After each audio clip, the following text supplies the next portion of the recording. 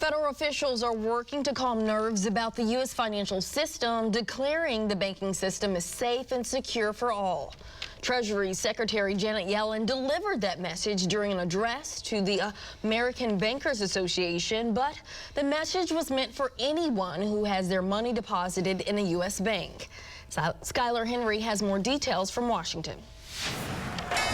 Banking stocks are up after Treasury Secretary Janet Yellen reassured America's bankers that the government may still step in to protect the deposits of all of their customers, just like it did with Silicon Valley and Signature banks. Our intervention was necessary to protect the broader U.S. banking system, and similar actions could be warranted if smaller institutions suffered deposit runs that pose the risk of contagion.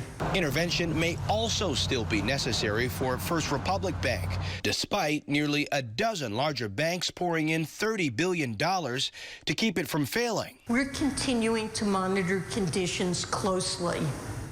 My team and I have been in close communication with many of you. CBS News business analyst Jill Schlesinger says the investment may not be enough to save First Republic. Despite 11 banks putting $30 billion into First Republic, $70 billion has left that bank this month. This comes as the Federal Reserve has begun a two-day meeting to discuss whether it needs to raise interest rates again to continue to combat inflation. Some investors are calling for the Fed to hold off on raising rates because higher rates are at least partly to blame for the collapse of Silicon Valley Bank in California.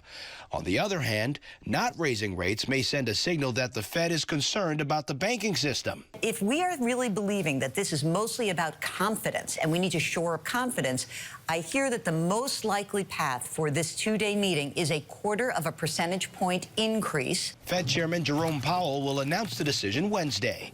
Skylar Henry, CBS News, Washington.